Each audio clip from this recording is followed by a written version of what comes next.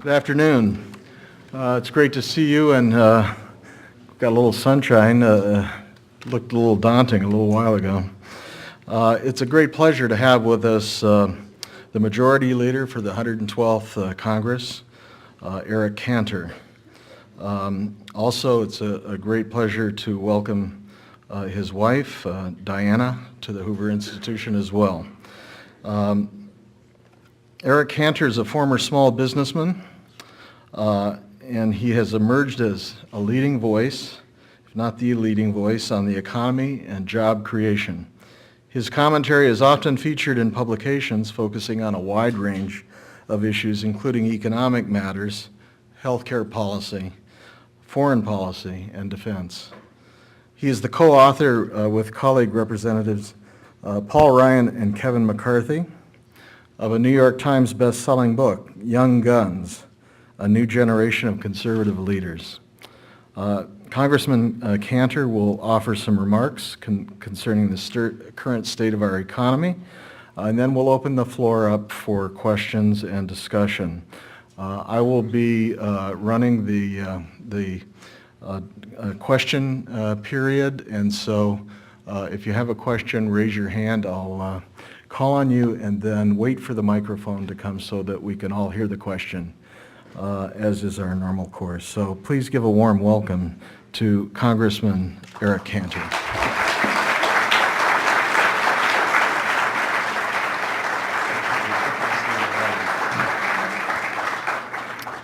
Good afternoon.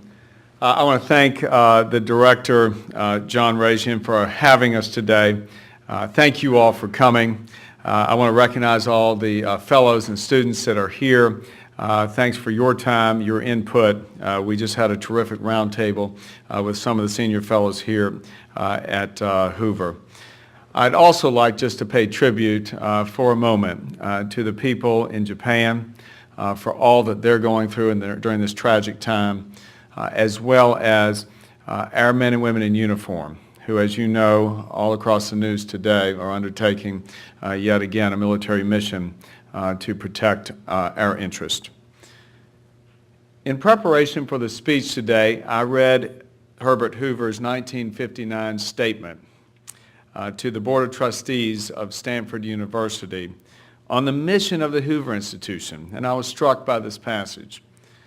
This institution supports the Constitution of the United States, its Bill of Rights, and its method of representative government. Both our social and economic systems are based on private enterprise, from which springs initiative and ingenuity.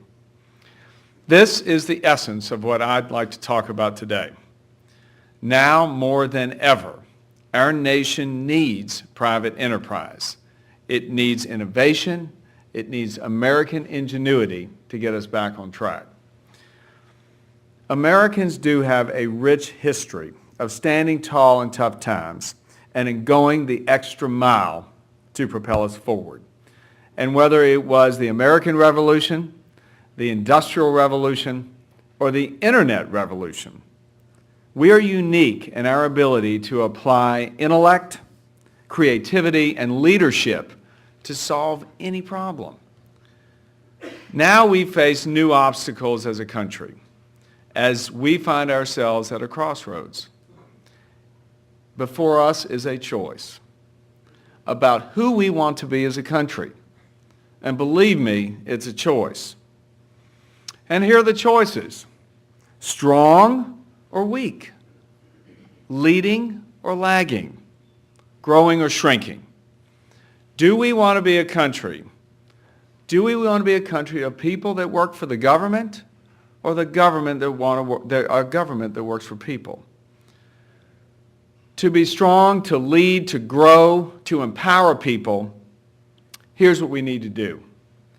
We have got to shift from having a government that stifles new jobs and business growth to one that nurtures an environment to get people back to work and to allow Americans do what they do best, which is to innovate and compete. And the fix is out there.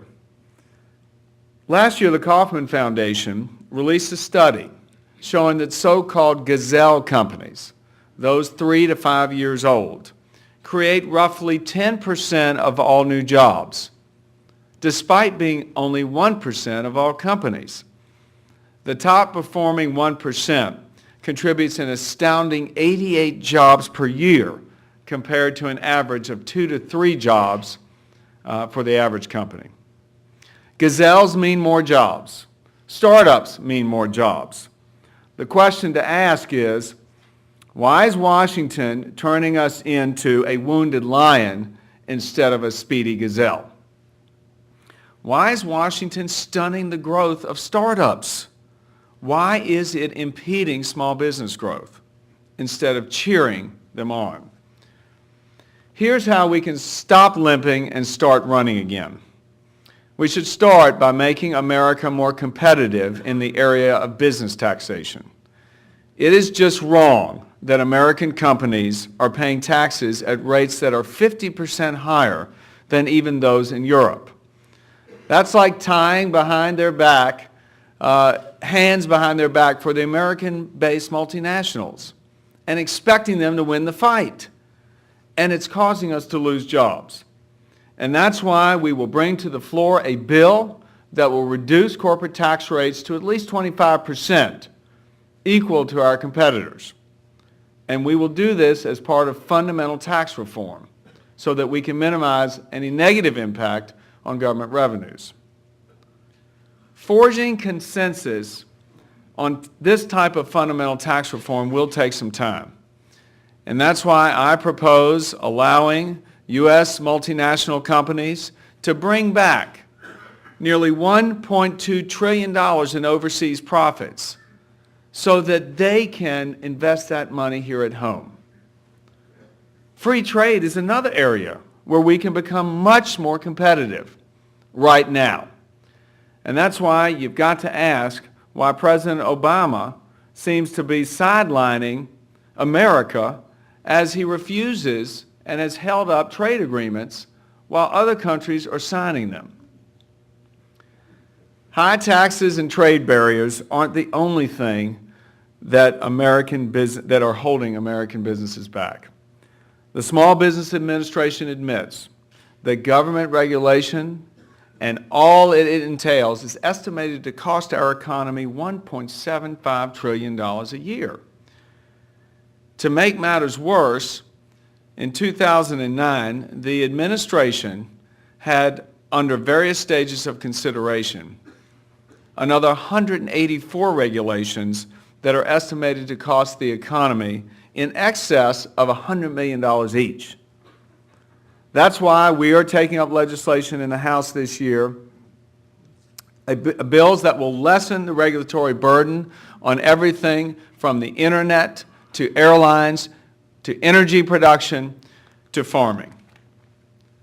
Smart regulation is fine as long as those regulations help steer businesses into the black rather than into a sea of red tape. The problem with laws such as Obamacare and Dodd-Frank is that they are sedatives, not stimulants to job growth. That's why we are going to bring to the House floor this year a bill that requires congressional approval for any regulation with significant impact, and that is impact economically. Plain and simple, for us to get America back on track, I believe that each and every member of Congress should start the day by asking ourselves, how are we going to help a gazelle? How are we going to be a startup country again? Now, changes in this direction began last November when we Republicans won the election and assumed majority in the House. The Taxed Enough, or TEA, Tea Party, helped light a fire under our agenda. They've helped us focus attention on the surge in government spending and intrusion into the private sector. And believe me, we do need a surge protector. We need protection against the abuse of power. Government should not corrode personal initiative, drive, and responsibility. It was telling last summer to see young people in France and Greece and across Europe protesting against their government's insistence on reining in retirement benefits, even though many of these young people were years away from receiving them and in fact had just begun their careers. Translation, very early in their lives, these vital young people were conditioned to begin to rely on government for their livelihood and their future. Meanwhile, last year in America, we saw people from a wide array of political backgrounds take to town halls and community squares, demanding an end to explosive growth of government. Their desire for our government to do less, not more. Last year, I received a letter written from a student here at Stanford Business School who actually was working in England at the time.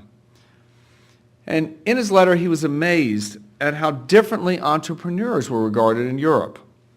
His British friends said they couldn't even imagine an entrepreneurial hotbed like Silicon Valley existing in Europe. He wrote, "Starting a business, even if you fail in the process, is a badge of honor in the United States. But in Europe, entrepreneurship is frowned upon, and consequently the best and the brightest are afraid to take a risk. Even though they are very smart and educated," he wrote, "when I ask them about their career path, no one ever mentions starting a business. They don't think any big new products or businesses will come from the UK in the next 50 years. Now, this kind of thinking is anathema to us here in America. Not only do we want our kids to invent things and to build businesses around them, we expect them to." Now, there's a lot of folks today talking about China and talking about how the Chinese might overtake us. But let me tell you a story about how actually they want to emulate us. Recently, I had the opportunity to meet with President Hu Jintao and a delegation of Chinese leaders who were visiting Washington. And what struck me was their leaders' keen interest in what makes us uniquely American. It was clear to me that these Chinese leaders didn't come here to ask our advice about our government agencies or our bureaucracies or administrations. No, they were asking us about Silicon Valley. They were asking us about other centers of technology and our research universities. They wanted to know how we do it. They wanted to know how come it was that companies like Google, Amgen, Apple, Genentech, Facebook, how is it that they are all born out of the basements, garages, and backyards in America? To me, the answers start at world-renowned institutions like Stanford that give their students and faculty the freedom and encouragement to harness their creative energies, to test ideas, to think critically, and to solve problems. You know, in America, our research universities and institutions are renowned for their pursuit of critical thinking and problem solving. We know how to take ideas and bring them to market better than anyone else. And that's why time and again, we invent things that change the world. The result, we are the crucible of innovation.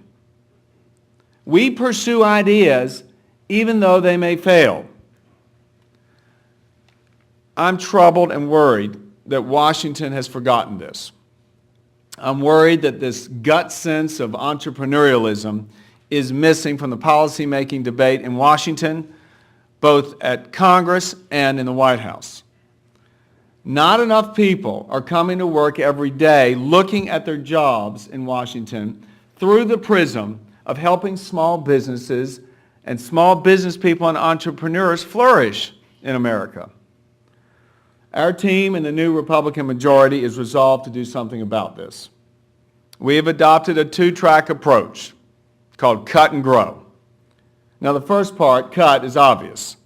We know that we have to stop spending money that we don't have, and we have to begin managing the money we do have and spend it more wisely. The American people are tightening their belts, and Washington should too. The growth part is about those gazelles, growing businesses that add new employees every month, keeping regulators from running amok. And that brings me back to that letter from the graduate student at Stanford. America's always been about entrepreneurs. One of the few and defined powers the Founding Fathers established for Congress is the power to establish a system for the awarding of patents. But today our system is so broken, and we have a backlog of 700,000 patents. So we will take up legislation this year to reduce the backlog and encourage innovation. Because once again, innovation is the lifeblood of new job creation, entrepreneurialism, and business growth. One of the other powers of Congress is the power to regulate entry into this country. And as a country, we have always invited the best and the brightest from around the world, many of them who are educated here in our universities, to contribute to our economic growth. Yet our visa system has failed to keep pace with the demands of our economy. If bringing in high-skilled workers from abroad helps us to keep and create thousands of jobs here in America, then our antiquated laws should not be a barrier. To lead in the 21st century, it's all about making the right choices. And we have got to change before it's too late. There is a deep-seated cynicism about government in this country that's got to be addressed. And if we don't, can you imagine the kind of mess we'll be in 20 years? For too long, people have scorned Washington and frankly have felt left out, rightly or wrongly. It became worse after the near collapse of our financial markets in 2008. The subsequent passage of the TARP bill and the other bailout programs left a lot of people asking, what happened to the idea that if you work hard and you play by the rules, you get ahead? In America, it's always been, and I know if Secretary Rice is here, she said it best, it's always been about not where you came from, but about where you're going in America. It's really, to me, been about everybody in this country, no matter who you are, you get a fair shot. Not guaranteed success, but the opportunity to work hard and to get ahead. And the fact is, most people in America right now are questioning whether that is still the case. Many say it's in doubt. A lot of Americans blame the bad actors perpetrating mortgage fraud for the devaluation of their homes. Again, rightly or wrongly. They blame the bad actors on Wall Street for emptying out their 401ks. And they blame the government for not preventing it. And now people across America are awakening to the fact that government workers often enjoy wages and benefits far outpacing those in the private sector. Being close to those in power all of a sudden seems more important than ever in getting ahead. And this has left most Americans wondering what happened to their fair shot in life. When I think about the America I want my kids to inherit, I'm reminded of why my family came to this country in the first place. Like so many others in America, I am the grandson of immigrants. My grandmother and her family fled religious persecution at the turn of the last century to come here. Like so many of her generation in Eastern Europe, my grandmother faced a future that where no matter how hard she worked, no matter how hard she learned or studied, no matter how smart she was, there were limits. Just because of who she was, who her parents were, and where she was born, there was only so far she could go, only so much she could do. But America wasn't like that. My grandmother eventually made her way and established her home in a working-class section of Richmond, Virginia, my hometown. Widowed at a very young age, she raised my father and my uncle in a tiny apartment above a grocery store that she owned and operated. She worked day and night and sacrificed tremendously so that her kids could have a better future. And sure enough, this young woman, who had the courage to join her family in a journey to a distant land, and frankly with hope as her only possession, lifted herself into the ranks of the middle class. Through hard work, thrift, and faith, she even managed to send her 2 sons to college. All she wanted was a chance, a fair shot. And I know if she were still alive today, she'd be bowled over by the fact that her grandson is not only a member of the United States Congress, but is majority leader of the House of Representatives.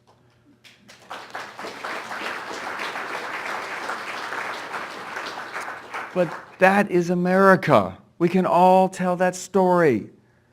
And so in America, whether you're talking about the union worker in Philadelphia, the retired government employee in Sacramento, or the working mom in a small town in Kansas, each and every one of them come from a different background and from different places.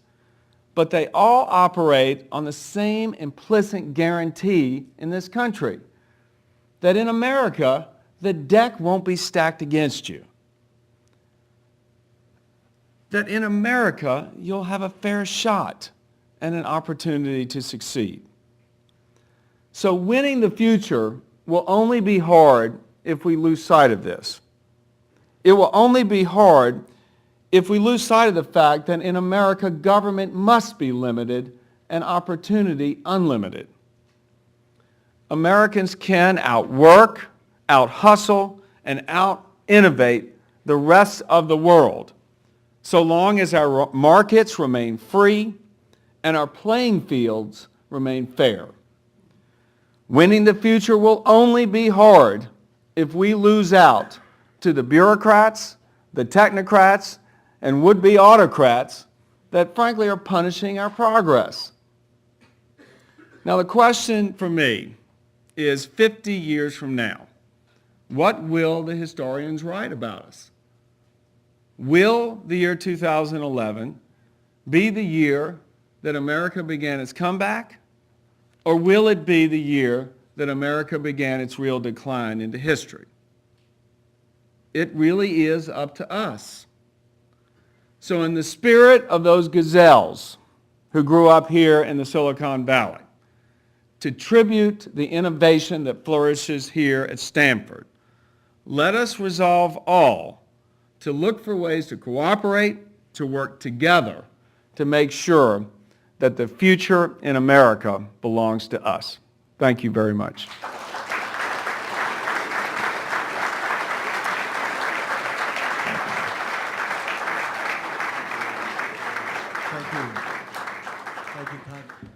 Thank you, Congressman. How about a question to start us off? Yes, in the back. I'm a venture capitalist. I've been here for over 20 years and I love hearing you recognize how innovation plays such a critical role in our country.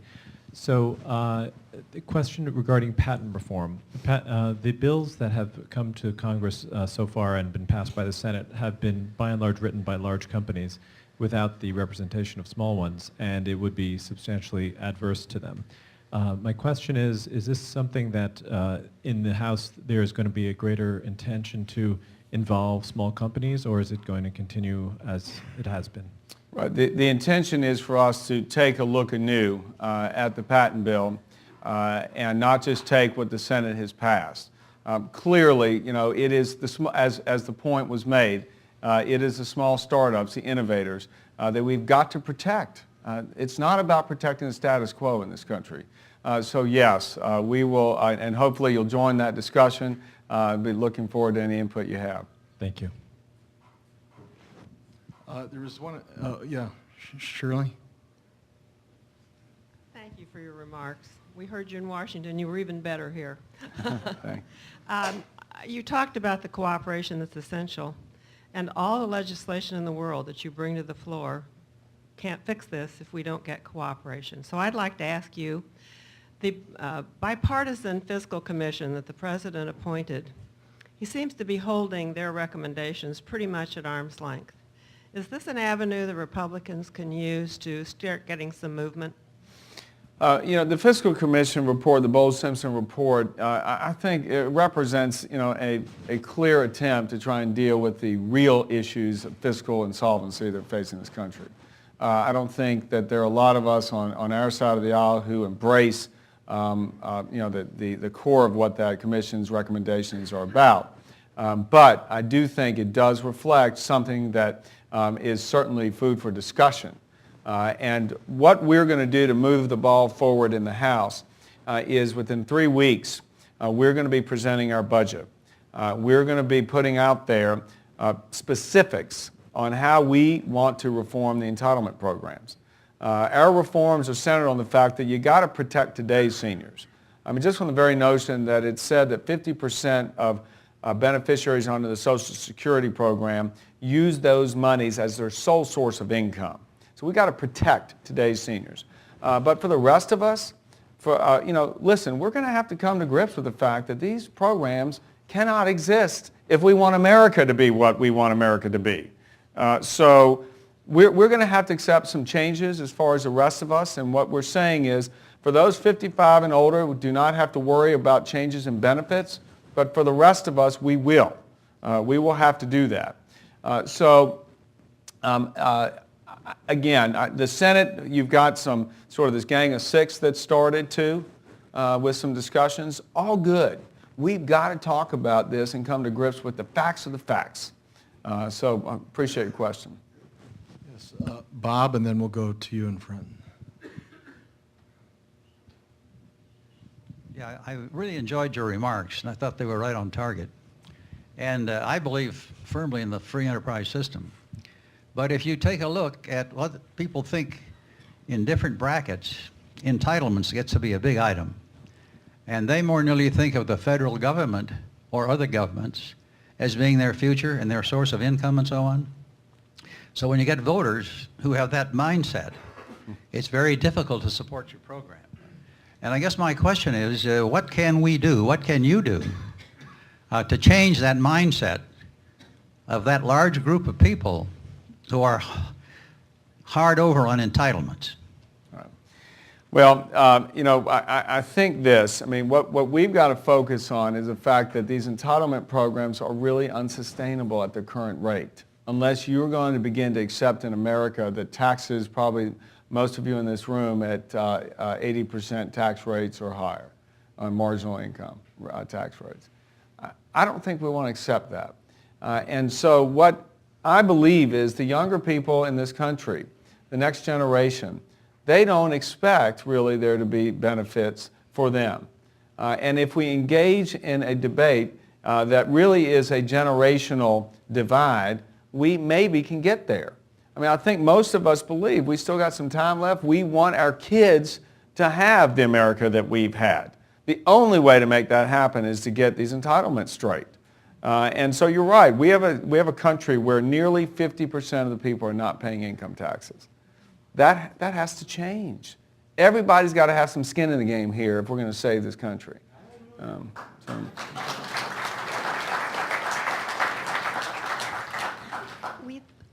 We've been responding to UCUT. How much influence does that have, and are the suggestions that we add to that listened to or used at all? Yeah, they're terrific. If you're not familiar with UCUT, it's a program that we've got online.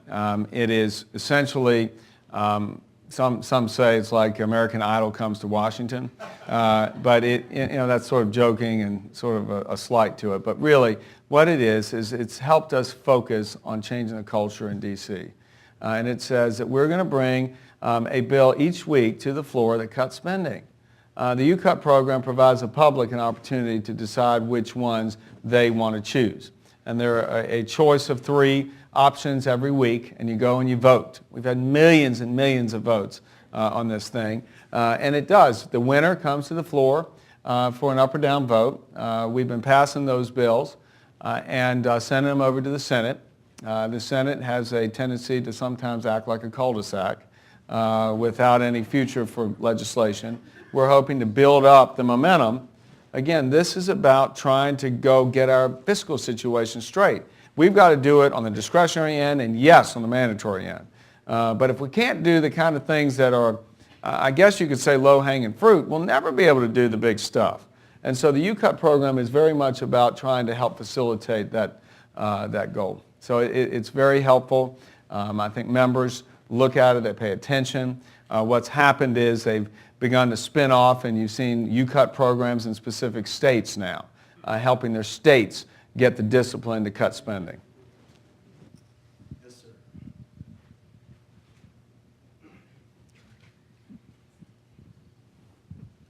sir. Thank you for that U-Cut. I've been participating in it for a long time. It's a good program, but it brings to mind some of the other cuts that possibly could be very helpful. And along with your emphasis on small business and entrepreneurialism, I think the subsidy program by the federal government, not all over the place, they subsidize everything, changes the dynamic for the worse. And I'd like to know what we can do to get rid of all those subsidies. Yeah. And the biggest one in the room is the agricultural subsidies. That 30 to 40 billion dollars a year is not only fouling up ethanol and everything else, but it's undermining aid to our allies overseas, where we undercut them in price. So what can you do? What can we do to get rid of all subsidies? Well, we got to engage when the Farm Bill comes for sure, because there's no question it skews the market. It artificially, inflates prices, and it's developed, as you know, over the decades, where there are constituencies that really like that stuff. And the ethanol program is the biggest offender. It doesn't even make any sense from an energy usage standpoint to have that program. And it's become a jobs program for the Midwest and for the corn states. And so I think you're going to see now, though, there's a real sense with our new Congress that we have got to stop it. You don't have the luxury of this stuff anymore. Even if you agreed with it, you don't have it anymore. We are, as you know, spending over 40 cents, we're borrowing over 40 cents of every dollar we spend. Nobody can do that and sustain themselves economically. And that's where I think the imperative is now. You bring up the question of corporate subsidies. All of it's got to be on the table. All spending has to be on the table. And we've even talked, listen, the Defense Department, most of us on the Republican side of the aisle feel very strongly about national security. But I've said before, you cannot sit here and defend every dollar and cent the Pentagon spends. There is tremendous amount of waste and inefficiency in everything Washington does. And that's why we've been very, very focused. We're trying to get all this flushed out. But you hit on a good one that not only wastes money, it skews the market and the flows of capital to their efficient use. How can you hope to deal with Social Security problems when you have major senators who think there's lots of money in that so-called lockbox, which we know has a big hole in the bottom? I think, George, you make a good point. And big senators, meaning the leader of the Democratic Senate, the majority leader, Harry Reid, has said that Social Security does not have a problem. That would be reflecting what the illness is in Washington. And we're not backing down, and we're stepping up. And again, as we present our budget within 3 weeks in the House, we will have prescriptions for how to deal with that. And we are looking to partners on the other side. We can't do this alone. I mean, in reality, we control the House. They control the Senate. They control the White House and the agencies. We need their help. Hi. One thing, Eric, that seems like it would cut across all lines on this is to vote not to increase the debt ceiling. And I don't think it has anything to do with closing down the government, because there is so many things that can be done without affecting the government closing them down. So this would sort of cause us to take a timeout and look at 14.3 trillion and see if we can't find some savings there. Well, I would tell you this. I don't know if I agree or disagree with you about it not being meaningful, because I think there are opinions, strong opinions on both sides. And let's just say this. The vote about raising the debt limit has serious consequences whichever way you go. I believe that what it does represent for those of us who want to change the way things work in Washington, it represents for us a leverage moment. That we can really use that as a way to change things. And we're going to put out there what it is we expect to change. Again, the debt limit vote is something that represents a direct correspondence to fiscal mismanagement in the past, dollar for dollar. It really does. And so I think what most Americans would say about that vote is most Americans say, you pay your bills in this country. Okay? And so it's not that you don't want to pay your bills. You do want to pay your bills. But we don't want to incur the same kind of bills going forward. You can't. Not if we want this country the way we have it. So I look at it slightly differently. I wouldn't say that it's necessarily no consequences to that vote, because I think there are big consequences to the vote. A question about the union problems and how to bring them more in line with the direction the country needs to go? Yeah. I think that the private sector unions have seen that some of their tactics and some of their strategy has not played out well when you look at industries in this country that have not done so well. Obviously, the auto industry comes to mind first. It wasn't just the unions. You certainly had management going along with unions. But if the unions can come together and understand we're all working for the same cause here. They want jobs, and without jobs, they're not going to be able to negotiate for any benefits. And it does come back to that first. There is, I think, a growing sense that, let's say, like a state that what Wisconsin just went through, and the courts are now involved in deciding on the way that will end up. The unions need to come to the table. I mean, these states, there are some, and look where we are. I mean, I think this probably has got to be the worst, as far as the fiscal situation. You can't keep creating government jobs or fattening the paychecks and wages if you don't have the money. And this is what astounds me when I'm asked the question about how can you be against the fact that if you spend money from the government, that it creates jobs. There are economists all over that say that. And again, we're always asked that question, and I say, look, I come down on a different side of that, for sure. But even if I didn't, how do you think it's a good idea to go keep hiring people you can't afford to pay? And that really, it comes down to the facts. I don't think the public sector unions have the facts on their side. And as we battle it out in Congress, I think we'll win eventually. Now, card check, not going to happen. We are in place in the House now. That will not happen. So, and the mandatory arbitration piece, that was part of that. Not going to happen. Now, we'll still have to do our job overseeing the National Labor Relations Board and the other agencies that affect the unions in this country and their conduct. There's no question. But, I think at the end of the day, rank and file members of the union in this country, they want themselves a job, not to necessarily put the institution of the unions first. And that's where I think we can come together in trying to get a more prosperous path going in this country. Gentlemen, yeah. First of all, thanks for coming here today, and for you and your colleagues in the House filling the tremendous void of leadership created by the administration.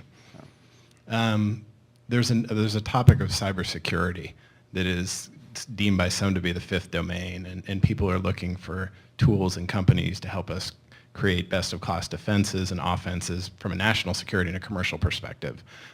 I would just suggest to you as an observation that we need to find centers of excellence like Silicon Valley and create very strong public-private partnerships to provide the best for the intelligence community, DoD, and et cetera.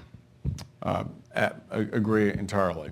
So again, and I think that's what's so extraordinary about Stanford. I mean, I think y'all have set the bar so far as the ability to go and leverage any kind of government interest into the private sector, and then take that innovation and apply them not only in government applications but commercial. So. Yes, sir.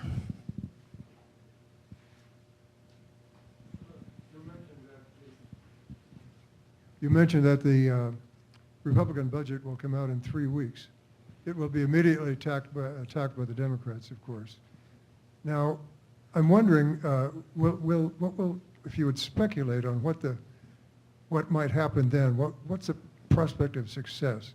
As you mentioned, Republicans control the House and the Democrats control the Senate and the guy in the White House. Does it involve having to change their minds in some way, or are you facing a stalemate? What do you think might happen? Well, the budget process in Washington is somewhat bifurcated, and it really is sort of reflecting what most people do in their businesses, maybe in their families. You have a blueprint, if you will, of how you're going to spend your money, and then you go and make the monthly expenditures. And similarly, in Congress, at the federal level, the House comes up with this budget. It will not be adopted by the Senate in all likelihood. And so we will have that budget as our blueprint. We will then design our spending bills and the other authorizing bills according to the parameters laid out in the budget. So the tangle will come with the administration for sure, and with the Senate as to the levels of spending that we are for. The other piece is obviously the entitlements and how we go about reforming those programs, and the fact that they are so universal and they affect everyone that we will need them the Democrats to come with us and at first in our determination to want to do something. And that will be the question. I just think in a broader sense, what we do this year and next will be the frame, if you will, for what the 2012 election's about. That's what it is, and it's up to us to really frame the choice. And to me, it goes back to what I said in my remarks. What kind of country do we want to be? Are we going to be a country driven by individual opportunity the way we want? Or are we going to descend into a country that, frankly, is one driven by government-sponsored security? And we don't achieve the excellence that we've become accustomed to in this country if we go the latter. And that, hopefully, will be how we frame our actions over the next 2 years, and then as it leads up to the 2012 elections with so much riding on the line. Question here. Thanks. You made reference to TARP and the fallout from that. Could you talk a little bit about how you see the kind of decade plus of deregulation going into 2008, and how you think about ending the yo-yo back and forth between the calls for excessive regulation on the one hand versus what would arguably happened in the run-up to 2008, which was the pulling away of resources from the bodies responsible for policing bad actors. Yeah. To me, it's very easy to say this, but it really is about smart regulation. Again, as I said in the speech, I don't think that Obamacare and Dodd-Frank help much. Certainly, I've come out again and again that the Obamacare legislation needs to go. I mean, we started that whole discussion back in 2009, the first year of the president's term, when he said, look, it's all about cost. Employers can't afford it anymore. We have largely an employer-based system outside the government programs. And the federal government can't afford it anymore. So let's work on that, and we can provide more people access. This bill turns so quickly towards coverage, not cost, that in the end, it has nothing to do with reducing cost. And so we're faced with the fact that you've all these mandates now in place, and Washington prescribed vision of what healthcare should look like. And so already in anticipation of its taking effect, you've seen premiums increase for everybody. So again, about the regulation, the political thrust there was throw out the insurance companies, that they're never on your side. And so what? Let Washington do it? That was the answer on Obamacare. Versus what we believe is let patients decide what's best for their families. So when you talk about sort of legislation, regulation and the pendulum, Dodd-Frank is the other, I think, bill that we are going to see. I don't want to say live to regret because I never supported it. But the essence of it was to try and respond to the bad actors that were allegedly behind what happened in the fall of 2008. And to me, it's about getting to the facts. What are the facts here?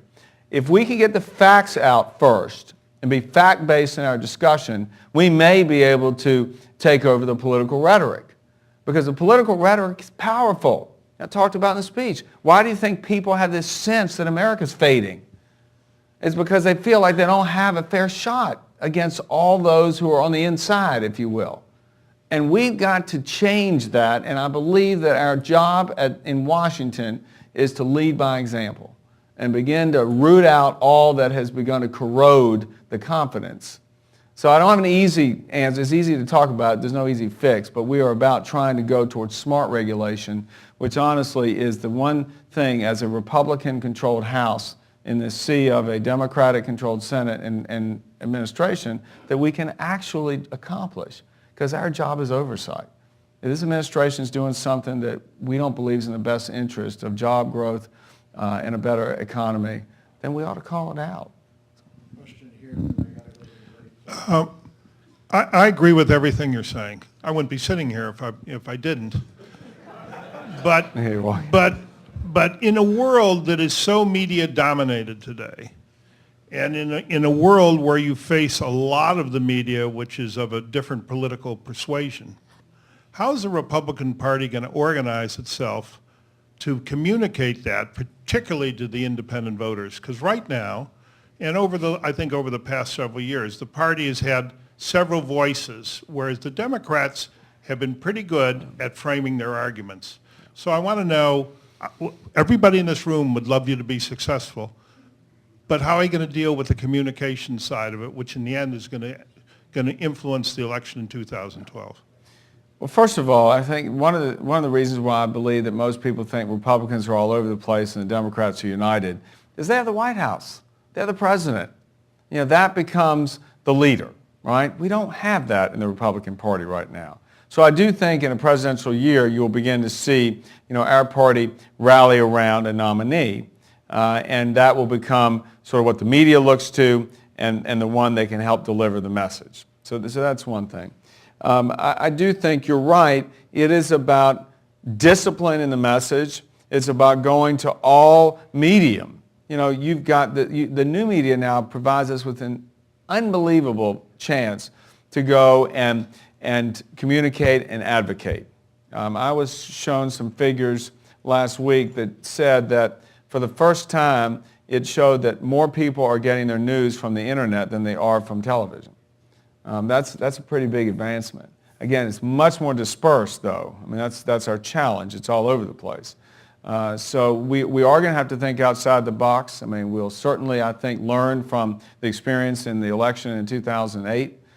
We were able to actually communicate a better message in 2010. I don't think we can claim credit all for that. I think that the circumstances that the country was facing and what they saw in the conduct of the other side helped us a great deal. Again, it goes back to what I think is it is about a choice here. And if we properly frame that choice in simple terms for people as to what they want as a country, we can win. We can win. I do think people on our side. One last question over here. Who wants it? Thank you.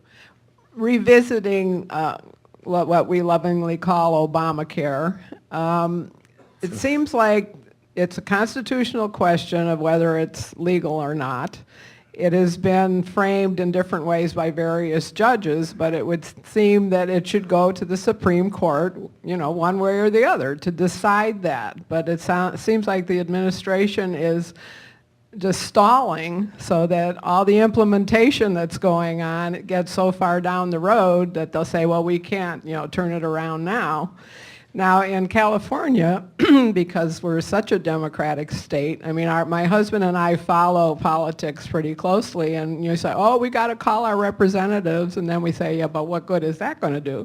And so, we just feel stymied. Like, how do you move the ball down the road?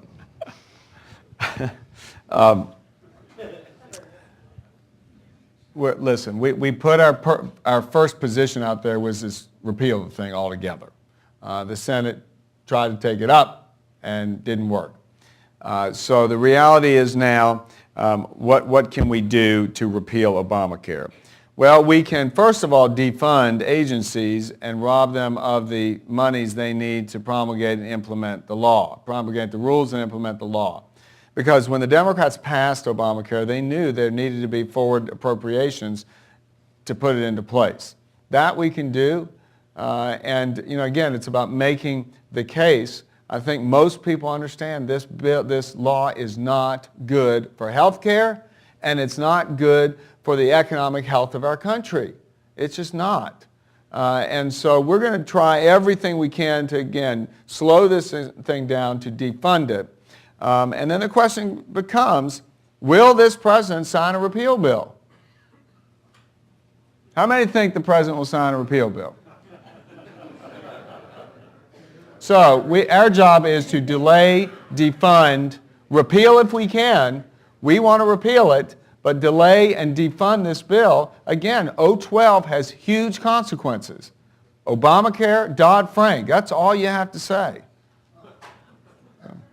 And I mean, we haven't even talked about Libya and those kind of things in terms of consequences. Thank you very much, Congressman. It's a great pleasure. Thank you very much. Thank you.